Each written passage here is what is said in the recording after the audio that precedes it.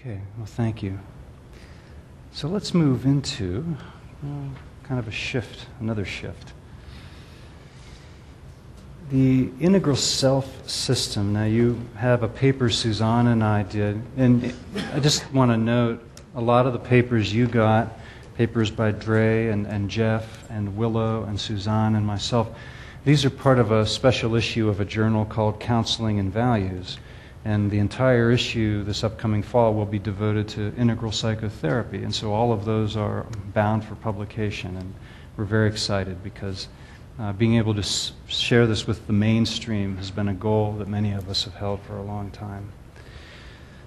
As Ken has said to us, if you're trying to think or do therapy integrally, well, you need to have a system that at least embraces the characteristics from current models that do have support.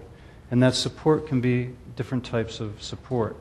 Some of it really is more clinically based, and certain quantitative researchers like to refer to it pejoratively and say, oh, it's just anecdotal. But we know that this is how all of our field studies for DSM originate. They go out and they say, what are you seeing in clients? What sort of symptoms? So this is very important, these types of observations. When we think about the self-system, again, as Ken has said, it's a Kantian a priori deduction of what we know to be the case in order for all the models we have to be true. So this system is open to growth, open to evolution, open to change as new evidence becomes available. And that's really important to keep in mind because it's evidence, research, and clinical utility which are going to move this forward. Coming back to ladder climber view, we said that this is drawn from current models, and what kinds of models do we have? And I'm always amazed at many of my colleagues. They only like to look at certain types of models, and they only like to look at certain types of evidence. And I'll be the first to admit I have an affinity for quantitative research. I get a little too excited when there's numbers involved, and my doctoral students know that. But I have a deep respect for the qualitative work that my colleagues do, and so sometimes we'll co-chair dissertations so that the students can work in both. But the models we have, they draw from all sorts of research. And when we're thinking about the self-system, when we think about the ladder, okay, now we said it was the developmental impulse.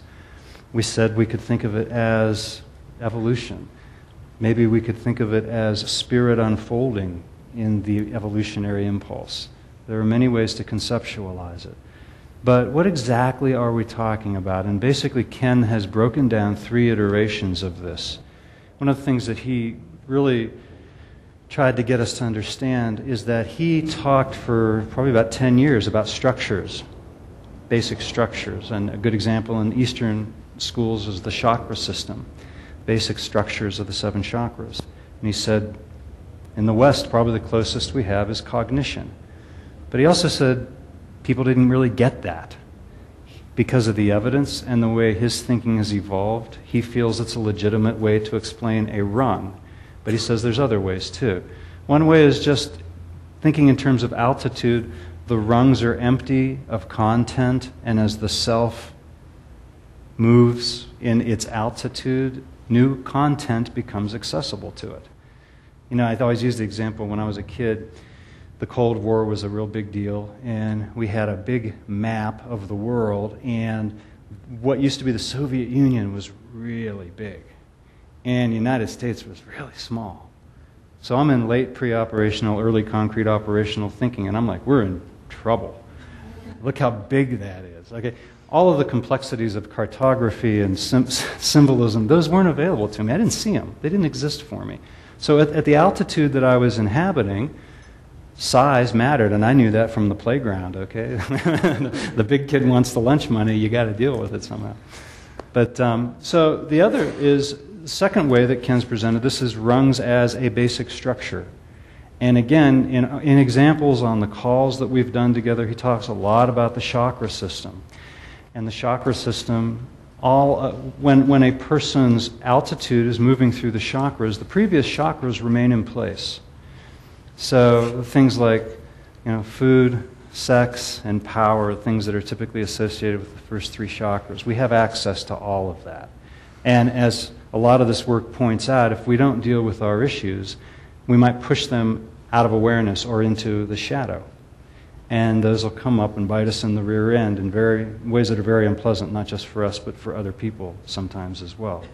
So the rungs could just be empty of content, that as the person's altitude changes, the content changes. We might think of the rungs as basic structures, or we could correlate the rungs in a more Western sense with cognition.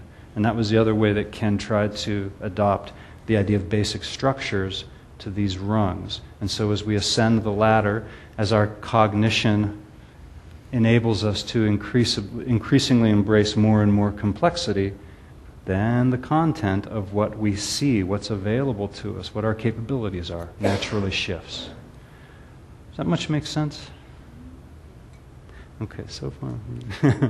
The climber, as we said, is the self. And a lot of models don't really emphasize the self or even have a place for it. And one of the things we've talked about in spiral dynamics, they don't really have a focus on the self. Who is this conscious entity that is experiencing changes in altitude and pushing some things out of awareness and bringing other things and making them objects of awareness? And of course, psychodynamic theory is quite a rich repository of trying to describe the self, but not the only one. And then the view is the transitory view of what the self sees based on the altitude, and that's important. Let me just make a shift here because... Just to go back to models to try to move the point home.